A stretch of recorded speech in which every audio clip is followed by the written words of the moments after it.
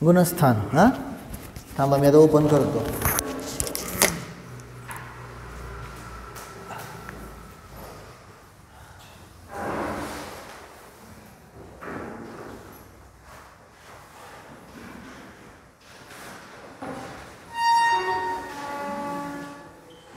नाव आहेत ना सगळ्या पुढं सांगा वाचा पहिलं. हां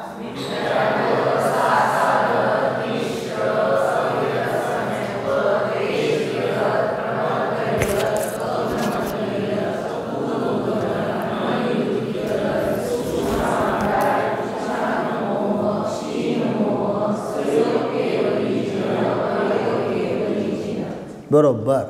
अशी 14 गुणस्थानांची काय झाली ही नावं आहे ना. आता सामूहिकच सांगा पटपट. मिथ्यात्व गुणस्थानामध्ये काय आहे विपरीत मान्यता. साधन गुणस्थान सम्यक्त्वाची विराधना. एका शब्दात तो एकदम सोपं आहे का नाही. त्यानंतर तिसरं मिश्र गुणस्थानामध्ये सम्यक मिथ्यात्वाचा काय आहे मिश्र परिणाम आहे ना. ठीक आहे अशा प्रकारे सांगितलं. पुढं काय आहे चौथं गुणस्थान अविरत सम्यक्त्व. अविरत शब्द का पडला. अविरत म्हणजे असंयम, सम्यक्त्व म्हणजे श्रद्धान आहे ना. अविरत शब्द हां काय त्रस कशाला सगळे 12 प्रकारचे 12 प्रकारचे असंयम आहे म्हणून अविरत आणि सम्यक दर्शन आहे म्हणून सम्यक्त्व. ते देशविरतला लावायचं तसं. बरोबर समजला नाही. बरोबर. पुढं त्यानंतर काय आहे देशविरतमध्ये काय आहे त्रस जीवाच्या हिंसेचा त्याग आहे ना. बाकी सगळ्याचं असंयम आहे म्हणून तिथं काय म्हणलेलं आहे देशविरत किंवा दुसरं नाव काय आहे त्याला संयता. संयत प्लस असंयत संयम प्लस असंयम. कळतंय ना. 11 प्रकारचा संयम आणि 1 प्रकारचा असंयम. कसे ऐकतात बघू की जरा म्हणलं तर. कसं ऐकताय तुम्ही काय सांगतोय नुसतं आपलं अवघड आहे बाबा हे लय अवघड आहे. असं नाही ऐकायचं. कळलं पाहिजे. आता चूक कळली पाहिजे. तुम्हाला कळलं ना विषय. मग 11 प्रकारचा काय आहे असंयम आणि 1 प्रकारचा म्हणून संयमा संयम 5व्या गुणस्थानाचं नाव. कळलं ना. 11 प्रकार कुठले 5 इंद्रिय आणि मन हे 6 प्रकारचं झालं इंद्रिय आणि 5 स्थावर अशी 11 प्रकारचं काय आहे असंयम. आणि त्रस जीवांची हिंसा करत नाही हा तेवढा काय आहे संयम. सोपं आहे ना. बोलत जावा असं नका करू. ठीक आहे ना. मग आता झालं देशविरत आहे ना. त्यानंतर पुढं काय आहे प्रमत्तविरत. 6वं गुणस्थान सोडायचं काय आहे ना. प्रमत्तविरत काय आहे ना प्रमाद आहे परंतु काय आहे संयम आहे. 7व्या गुणस्थानामध्ये अप्रमत्तविरत प्रमाद नाही आहे परंतु संयम पण आहे. अप्रमत्तविरत लक्षात येते ना. हां. आणि त्यानंतर मग आता 7व्या गुणस्थानाचे आपण 2 भेद केले होते. कुठले कुठले स्वस्थान अप्रमत्त आणि सातिशय अप्रमत्त.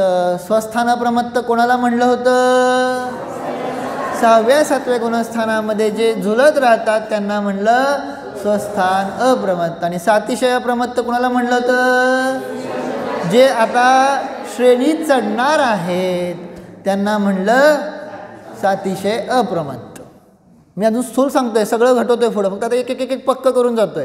आणि आता ह्याची सारखी रोज रिव्हिजन होणार नाही. कळलं का. फक्त मला आता विश्वास झाला की तुमचं पाठ झालं की म्हणलं की पुढं जाणार है ना. मग आता त्यानंतर सातिशय अप्रमत्त बघितलं मग ते 7वं गुणस्थानच आहे. मग तिथं पुढं सांगितलं तर श्रेणी 2 प्रकारच्या सांगितल्या होत्या. 2 प्रकारच्या श्रेणी कुठल्या उपशम श्रेणी आणि शपक श्रेणी. उपशम श्रेणीमध्ये काय करतोय जीव चारित्र मोहण्याच्या 21 प्रकृतींचा उपशम करत जाणार म्हणून ती उपशम श्रेणी. कळलं ना? हां. आणि क्षपक श्रेणीमध्ये काय करतो जीव? चारित्र मोहनियाच्या 21 प्रकृतींचा क्षय करत जाणार, म्हणून काय आली ती क्षपक श्रेणी. ठीक आहे, मी आता दाखवतो सगळं फराळ लिहितो. आता मला कर्मांच्या अपेक्षेने सांगायचं पहिल्यापासून बरं का. पहिल्या गुणस्थानामध्ये मोहनियाचे किती भेद आहेत? मोहनियाचे 2, दर्शन मोहनी आणि बरोबर मूळ 2 भेद आहेत. ठीक आहे ना. कधी कधी म्हणतील तेव्हा 28 म्हणायचं बरं का.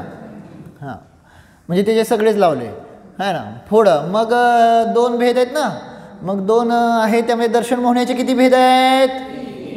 लक्षात ठेवायला पाहिजे ना. आता कुठले कुठले? आता 6-7 म्हणू नका प्लीज. ती सवय बसली तो अंडात. मिथ्यात्व, मिश्र आणि सम्यक प्रकृती. लक्षात ठेवायचंय, पर्याय नाही आहे त्याशिवाय आहे ना. आणि हे महाग पण झालेलं आहे आपल्याला मार्गणेमध्ये. ठीक आहे ना. त्यामुळे आता मी त्याला नाही जास्त घटवणार. पुढं चारित्र मोहण्याचे किती भेद आहेत एकूण? 25. कुठले कुठले? 16 कषाय आणि 9 कषाय. कळतं ना? 16 कषाय कशाला म्हणलं?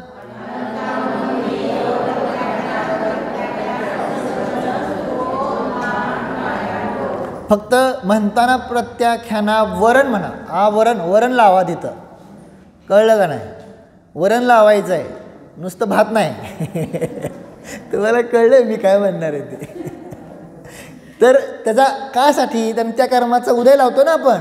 त्यामुळं अप्रत्याख्याना वरण, प्रत्याख्याना वरण. हा ना. कधी फास्टमध्ये म्हटलं तर गोष्ट वेगळी, पण वरण म्हणायचं एवढं लक्षात. आवरण आहे ते, वरण नाही, नुसतं आवरण शब्द येतो. कळलं ना? त्यामुळे तशीच सवय लावा. तर मग हे सांगितले काय आहेत? 4 झाले आहे ना. आणि 9 कशाय? कुठले कुठले?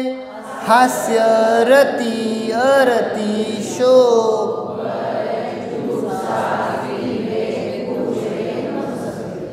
ओके, असे 9 कशाय झाले. कळतं ना तुम्हाला? ह्या 9 कशाय. कशाय म्हणजे काय? ह्या 9 का म्हणलं? म्हणजे हे कशायासारखं नाही आहे, पण थोडंसं आहे म्हणून 9 कशाय, किंचित कशाय. कळलं ना? हास्य कशाय वाटतोय का? स्त्रीवेद, पुरुषवेद, नपुंसकवेद कशाय वाटतोय का? रती, अरती, शोक कशाय वाटत नाहीत ना. क्रोधमान मायलो कसे वाटत आहेत? समजलं का नाही? थोडेसे कशाय टाईप वाटतात का नाही. म्हणून ते 16 कशाय आणि हे 9 कशाय. 9 कशाय म्हणजे किंचित कशाय. 9 शब्दाचा अर्थ काय? किंचित, अल्प. समजलं ना? लक्षात येते? इथंपर्यंत पक्क झालं. आता लावा गुणस्थानामध्ये. पहिल्या गुणस्थानामध्ये अनंतानुबंधी आणि मिथ्यात्व ह्यांचं काय आहे? उदय आहे. बरोबर का नाही? बरं, आता इकडनं लावू पहिल्यांदा कर्मानुसार आहे ना. अनंतानुबंधी काय करते? फळावर लिहिलंय सम्यक्त्व आणि स्वरूपाचरण चारित्र होऊ देत. हे पक्क झालं पाहिजे.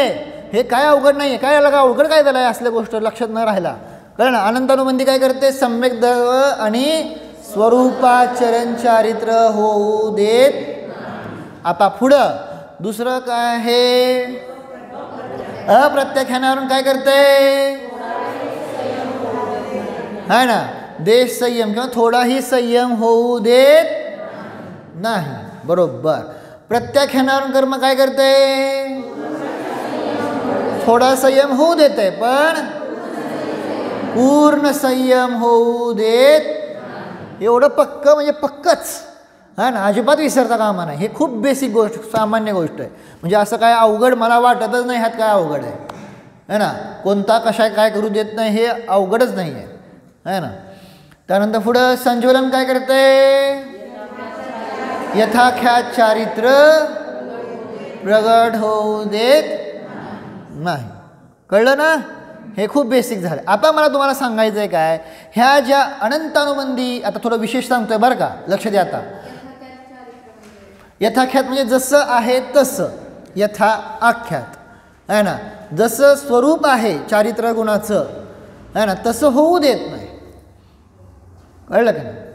मग हे यथाख्यात चारित्र आपण बघणार आहोत. 11व्या गुणस्थानापासून सुरू होणार आहे. मोह संपला, 10व्यापर्यंत मोह बघणार आपण पुढे जाऊन. ठीक आहे ना. हळूहळू मी तर थोडं विशेष सांगतोय रिव्हिजन घेता घेता. आता तुम्ही इथं लक्षात घ्या, अनंत अनुबंधी फळ्याकडे बघा. अप्रत्याख्यानावरण, प्रत्याख्यानावरण, संज्वलन हे कोणाचे भेद आहेत? चारित्र मोहण्याचे भेद आहेत का नाही? आणि हे चारित्र प्रकट करू देत नाही आहेत. दिसतंय ना तुम्हाला? पण अनंत अनुबंधी काय करते? सम्यक दर्शन सुद्धा प्रकट करू देत नाही. कळलं का नाही? म्हणून अनंत अनुबंधीला म्हणलं द्विस्वभाववाली. काय म्हणलं त्याला? द्विस्वभाव. कळलं का शब्द? अनंत अनुबंधी काय आहे? द्विस्वभाव. द्वि म्हणजे दोन काम काय करते? एक तर चारित्र स्वरूपाचरण चारित्र होऊ देत नाही, बरोबर. आणि दुसरं काय आहे? सम्यक दर्शन. जे काम कोणाचं आहे? दर्शन मोहनीयच आहे का नाही? सम्यक दर्शन कोणाचं काम आहे? दर्शन मोहनी. सम्यक दर्शन न होऊन देणं कोणाचं काम? ते दर्शन मोहनीयत आहे का नाही? मग ते सम्यक दर्शन सुद्धा होऊ देत नाही. म्हणून ही अनंत अनुबंधी कशी सांगितली? हां, द्विस्वभाव आहे ना शब्द. मला शब्दच आठवण आहे. काय त्याला शब्द आहे कोणाष्ट? काय स्वभाव आहे मग? द्वच आहे की?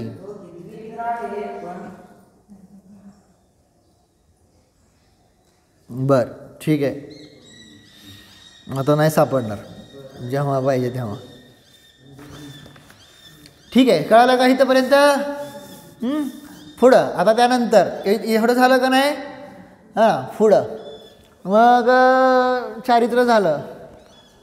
आता त्याच्यानंतर पुढं काय आहे? आता हे आपण बघितलं गुणस्थानामध्ये लावा फक्त आता मला तेवढं. हा ना, पहिल्या गुणस्थानामध्ये कशाचा उदय आहे? अनंत अनुबंधी आणि मिथ्यात्व. हा ना, आणि फक्त अनंत अनुबंधी नाही बरं का. हा, मिथ्यात्व आणि अनंत अनुबंधी आधी. नुसतं अनंत अनुबंधी लावू नका. अप्रत्याख्यानावरण पण आहे, प्रत्याख्यानावरण पण आहे, संज्वलन पण आहे, हास्यादी नौकशाय पण आहे. फक्त पहिल्या गुणस्थानामध्ये सम्यक मिथ्यात्व आणि सम्यक प्रकृतीचा उदय नाही. कळतं का नाही? फळ्यावर लिहिलंय त्यासाठी, बरोबर. बाकी सगळ्याचा उदय आहे. पुढं दुसऱ्या गुणस्थानामध्ये मिथ्यात्वाचा उदय नाही. अनंत अनुबंधी, अप्रत्याख्यान, प्रत्याख्यान, संज्वलन, क्रोध आणि पुढं काय? हास्यादी नौकशा आहे, सगळ्यांचा उदय आहे. कळलं ना?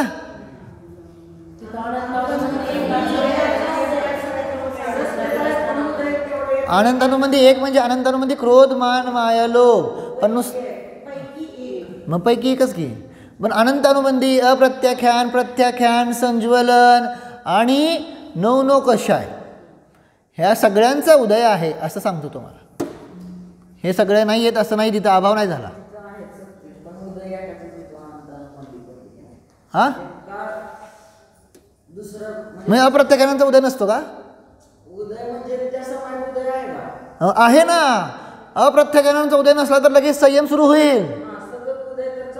मग मी ते सांगतोय, अप्रत्याख्यानावरून प्रत्याख्यानावरून संज्वलनाचा उदय नसला तर संयम चालू होईल लगेच. कळलं का नाही? तसं नसतंय. म्हणून मग घटवायला लागलं. आता परत तुम्ही तेवढंच फक्त पकडून बसताल. हां, मिथ्यात्व नाही आहे, अनंत अनुबंधी आहे. फक्त अनंत अनुबंधी नाही, अप्रत्याख्यान, प्रत्याख्यान, संज्वलन आणि नौकशा आहे, सगळे आहे. कळलं का नाही? हां, आता तिथं क्रोधाचाच उदय असणार, मानाचाच उदय असणार, मायेचाच असणार किंवा लोभाचाच असणार. नौकशा म्हणजे सगळे एकदम नसणार. तिथं पण एक काय एक असलं तर एक नसणार, असे ते सगळे भेद पुढं जाऊन बघणार आपण. ती सगळी कर्मकांडची चर्चा आहे. कळलं का नाही? पण ते गायब नाही झाले, मला एवढं सांगायचं. पुढं तिसरं गुणस्थान मिश्र, बरोबर आहे ना. मग तिसऱ्या गुणस्थानामध्ये आता ज्यांना बघायचं ना, इकडे थांबा, 5 नंबर सांगतो. पुस्तक ज्यांच्या पुढे आहे, नसेल तर तिथून घ्या, तुम्हाला सांगितलं आहे तिथं आहेत 5 पुस्तकं आपण मागवलेली पण आहेत. तुम्हाला जर बघायचंच असेल तर 35 नंबरचा पान, 35 नंबरच्या पानावर हा चार्ट आहे बघा. हा चार्ट दिसतंय का? मी आत्ता ते सगळं घटवायला लागलो आहे, कुठल्या गुणस्थानापासून कुठल्या गुणस्थानापर्यंत ते आहे. आता ते फक्त कसं बघायचं हे तुम्हाला कला पाहिजे तिथं त्या चार्टमध्ये. पहिला चार्ट दिसतंय, पहिला फर्स्ट सापडलं का? पडतील राहू द्या, तुमच्यापुरतं घ्या, संपणार लगेच शास्त्र. 35 नंबरचं पान सापडलं का? हां, मग तिथं बघा मिथ्यात्व कुठून कुठंपर्यंत आहे दिसते का? फक्त पहिल्यापर्यंतच. अनंतानुबंधी 4 पहिल्या आणि दुसऱ्यापर्यंत. कसं बघायचं कळलं का? हां, मिश्राचा उदय कुठून कुठंपर्यंत आहे? फक्त तिसऱ्यापर्यंत. सम्यक प्रकृतीचा उदय कुठून कुठंपर्यंत आहे? 4 ते 7 दिसतंय का? कळलं का नाही? मग हे कसं बघायचं ही कला फक्त माहीत पाहिजे. इकडं गुणस्थान, इकडं त्याचा तो रकाना. कळालं का? मी फोटो पाठवतो, काय करायचं? तुम्ही आळशी पुस्तक केव्हा घेणार आहे ना, तर मग नंतर फोटो पाठवतो. हां, सापडलं सगळ्यांना? मग आता ते घटवतो आहे. आता इकडे बघा फळ्याकडे, ज्यांच्याकडे पुस्तक नाही त्यांच्याकडे, ज्यांच्याकडे आहे त्यांनी पुस्तकात बघू शकता आहे ना. तर मग काय चाललं आपलं? आता दुसरं झालं. तिसऱ्या गुणस्थानामध्ये कशा कशाचा उदय आहे? सम्यक मिथ्यात्व आणि काय? आनंदानुबंधी नाही आहे, परंतु अप्रत्याख्यान, प्रत्याख्यान, संज्वलन आणि नौकशा आहेत तिसऱ्या गुणस्थानात. कळलं? समजलं का नाही? पुढं आता त्यानंतर काय? चौथ्या गुणस्थान. चौथ्या गुणस्थानामध्ये कशाचा उदय सांगा आता, असं काय करू नका. इथं बघा मिथ्यात्व, मिश्र ह्यांचा उदय नाही. सम्यक तो जर शायोक्षम सम्यक दर्शन असेल तर सम्यक प्रकृतीचा उदय आहे. आपण घटवलं का नाही? क्षयक्षम सम्यक्त्वामध्ये सम्यक प्रकृतीचा उदय नियमाने, म्हणजे ह्याचा उदय म्हणजे क्षयक्षम सम्यक दर्शन आहेच, हे पक्क करायचं. सम्यक प्रकृतीचा उदय आहे म्हणजे क्षयक्षम सम्यक दर्शन आहेच. ठीक आहे ना. आणि आता पुढं चौथ्या गुणस्थानामध्ये अनंतानुबंधीचा उदय आहे का? पण अप्रत्याख्यान, प्रत्याख्यान, संज्वलनचा उदय, म्हणून चौथ्या गुणस्थानाचं नाव अविरत का पडलं? कारण अप्रत्याख्यान, प्रत्याख्यान, संज्वलनाचा उदय आहे म्हणून काय पडलेला आहे? अविरत शब्द पडलेला आहे. परंतु अनंतानुबंधीचा उदय नाही म्हणून काय शब्द पडलेला आहे? सम्यक्त्व. लक्षात येते ना? कालचंच परत घेतोय, नवीन काय सांगत नाही अजून, कालचंच चालू आहे परत है ना. पुढं 5व्या गुणस्थानामध्ये आता हे सगळं तर नाहीच आहे, हे सांगितलेलं आहे. पुढं अनंतानुबंधी आणि ह्यांचा उदय म्हणून काय पडलं? देशविरत. परंतु प्रत्याख्यान, संज्वलन ह्यांचा उदय आहे. नुसतं इथं बघू नका, तिथं ते म्हणा, कारण हे डोक्यात ठेवायचं आहे ना. 6व्या गुणस्थानामध्ये अनंतानुबंधी, अप्रत्याख्यान, प्रत्याख्यान आवरणाचा उदय नाही म्हणून काय पडलं? प्रमत्त, म्हणून विरत शब्द पडला. नाही म्हणून विरत आहे ना. परंतु संज्वलन आणि नौकशा ह्यांचा तीव्र उदय आहे म्हणून शब्द काय पडला? प्रमत्त, प्रमाद. ठीक आहे ना. 7व्या गुणस्थानामध्ये संज्वलन आणि नौकशा यांचा मंद उदय म्हणून काय पडलं? अप्रमत्त है ना. आणि विरत शब्द का पडला? कारण अनंतानुबंधी, अप्रत्याख्यान, प्रत्याख्यान आवरणाचा उदय नाही. कळालं का नाही कळालं? आहे ना. थोडंसं जरा मी इकडून तिकडून फिरवलं की जरा मग लोकांना जरा जड जातं. काल मी सरळ सरळ सांगितलं की मग बरोबर, पण आता जरा म्हणलं थोडंसं कर्माकडून घ्यावं तर अवघड जायला लागलं. असू द्या, पण असंच पक्क करायचं आपल्याला. है ना. रोज रोज सरळ रस्ता राहणार नाही, कधी कधी चढण पण राहणार. त्यामुळे तेव्हा गाडी कशी पाहिजे, जरा जोरात लावायची. कळलं का? गाडीचा स्पीड कमी केला तर काय होईल, चढाला मग रिटर्न येतात लोक, बास म्हणतात आता नको आम्हाला. है ना. असं होते. त्यामुळं जरा थोडं कधी कधी असं राहणार. ठीक आहे, लक्षात आलं नाही इथंपर्यंत? परत सांगायचं आहे, पुरुषांना विचारतोय. कळालं का नाही? समजलं का नाही एवढं सांगा फक्त. हां, थोडं थोडं समजलं आहे. असू द्या, हळूहळू होतं घेतो मी पक्क करून. है ना. हां, पुढं आता ह्यात अजून गाठवायचं आहे मला. कुठे गेला फळा? हां, आता नाही समजलं तरी एवढं लक्षात ठेवा. आता पुढं काय आहे, 7व्या गुणस्थानामध्ये 2 भेद केलेत आपण. कुठले? स्वस्थान आणि सातिशय. जे 6वं 7वं करत राहणार आहेत ते काय आहेत, आणि जे आता पुढं खाली जाणार आहे ना, 7 खाली म्हणजे हां वर, ठीक आहे. आपण इथं खाली लिहिलं आहे म्हणजे पुढच्या गुणस्थानात जाणार आहे ना. 8वं 9वं 10वं वगैरे जाणार ना, तेव्हा ते काय असणार, 700. 8 9 10 11 12. ठीक आहे. आता ही गुणस्थानं आहेत. ओके आहे ना. आता ह्याच्यामध्ये काय आता 2 श्रेणी झाल्या, उपशम श्रेणी आणि मग उपशम श्रेणीची गुणस्थानं कुठली? उपशम श्रेणीची गुणस्थानं बरं का, उपशम श्रेणी आहे ना. 8 9 10 11. खुलासा करणार आहे मी, हळूहळू सगळं करणार. जरा आज वेळ कमी आहे तेव्हा सगळं होणार नाही आहे, परंतु जेवढं होईल तेवढं तर खुलासा करतो. ठीक आहे ना. फक्त एवढं समज, ही उपशम श्रेणीची एवढी गुणस्थानं लक्षात राहील का नाही, आहे ना. आणि शपक श्रेणीची गुणस्थानं कुठली? शपक श्रेणी मी मुद्दाम इकडे लिहितोय. कुठली? 8 9 10 11 नाही, डायरेक्ट 12 आणि पुढं मग 13 14 आहेच. कळालं? म्हणजे कुठलं गुणस्थान सोडलं? मग 11वं जे गुणस्थान आहे त्याचं नाव काय आहे? उपशांत मोह. आता हे पण सांगता आलं पाहिजे, कुठलं गुणस्थान म्हणलं गेलं की नाव सांगता आलं पाहिजे. ज्यांचे 14 गुणस्थान पाठ झालेत का नाही त्यांना असं उलटं सुलटं विचारलं तर सांगता आलं पाहिजे की बाबा 11वं गुणस्थान कुठलं आहे ना, किंवा क्षीणमोह कुठलं किती नंबरचं गुणस्थान आहे. कळलं का नाही? असं उलटं सुलटं सांगता आलं पाहिजे. असा आता आजचा अभ्यास तो करायचा. म्हणा आम्हाला 14 पाठ होय नाही, तुम्ही रोज थोडं थोडं काहीतरी देताय. हां ठीक आहे. तर लक्षात आलं का? एवढं लक्षात आलं. उपशम श्रेणीची गुणस्थानं कुठली आहेत? 8 9 10 11. शपक श्रेणीची 8 9 10 12 13 14. 11वं गुणस्थान कुणाचं आहे?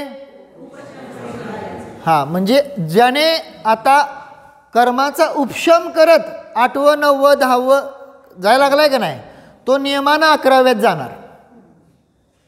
कळलं? आणि ज्याने कर्माचा क्षय करत पुढं चढत चाललेला आहे ना, तो नियमाने 8वा 9वा 10वा करत 11व्यात न जाता कुठं जाणार? 12व्यात जाणार. एवढं तर समजलं का नाही? सोपं आहे ना. उपशम करत गेला तर काय होणार? 8वं 9वं 10वं करत कुठं जाणार? 11व्यात. क्षय करत गेला तर 8वं 9वं 10वं करून नंतर 12व्यात. बेसिक प्रिन्सिपल कळला का उपशम आणि क्षपकचा? है ना. पुढं पुढं कसं जाणार एवढं कळलं? हां. आता थोडंसं पुढं बघू. आता थोडंसं मी कठीण जाईल पण जरा लक्ष द्या, जरा लक्ष द्या. आहे ना. उपशम श्रेणी चढत असताना सांगितलं होतं त्याला किती कर्मांचं तो काय करत चाललो आहे? उपशम 21. बरोबर. 21 चारित्र मोहनियाची एकूण प्रकृती किती? एकूण किती? 16 कशा आणि 9 लक्षात आहे ना. ह्यातल्या फक्त कुठल्या अनंतानुबंधी 4 सोडून बाकीच्या 21 प्रकृतींचा काय करत चाललाय? उपशम करत चालला. तो काय आहे? उपशम श्रेणी. ह्या 11व्या गुणस्थानात ह्या 21 प्रकृतींचा पूर्ण उपशम होणार. कंप्लीट 21च्या 21. कळलं. आणि शपकवाला काय आहे? 8वं. आता तो काय आहे? ह्याच 21 प्रकृतींचा काय करणार? 12व्या गुणस्थानामध्ये त्याचा 21 प्रकृतींचा पूर्ण काय झाला असणार? क्षय झाला असणार. समजलं का नाही? ह्या 21 प्रकृती कुठल्या? अनंतानुबंधी सोडून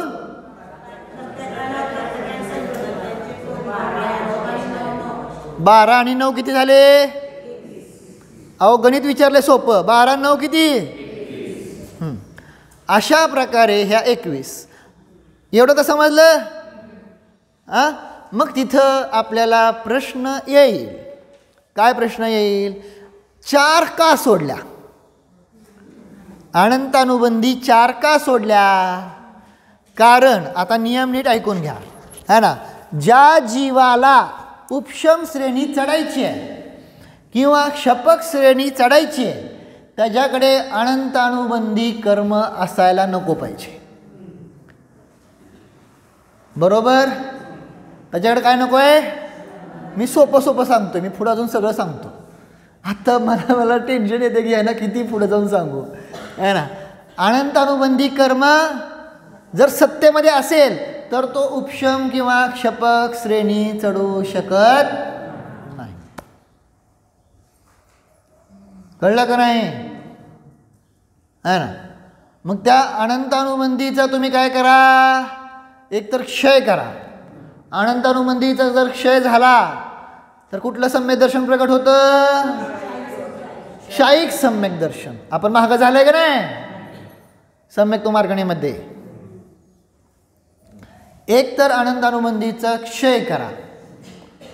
आणि समजा कोणी क्षय नाही करू शकला म्हणजे कोण? उपशम श्रेणी चढणारा बरं का आहे ना.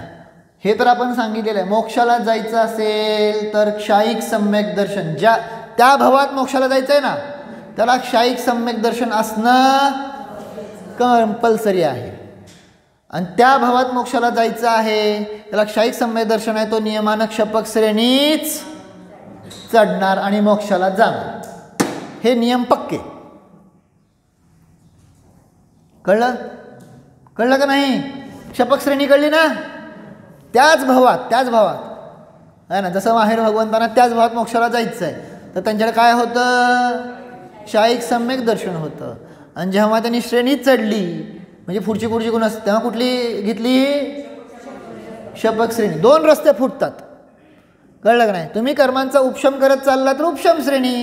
तुम्ही कर्माचा क्षय करत चालला तर क्षपक श्रेणी. तुम्ही कसे परिणाम करताय तसं ते घडतंय ना. कळलं का नाही? आहे ना. उपशम श्रेणी नाही. मग काय सांगितलं की ज्या जीवाला त्याच भावात मोक्षाला जायचं आहे त्याला क्षायिक सम्यक दर्शन असणं कंपल्सरी असतंच. आणि त्याच भावात ज्याला मोक्षाला जायचं आहे असे मुनिराज कुठली श्रेणी चढणार? मोक्षाला जाण्यापूर्वी क्षपक श्रेणी चढणार. त्याच्या अगोदर कुठली पण चढतील उपशम चढते वगैरे ते नंतर बघू. पण क्षपक चढणारच. क्षपक चढला की मोक्षाला जाणार हे कन्फर्म आहे त्याच भावात.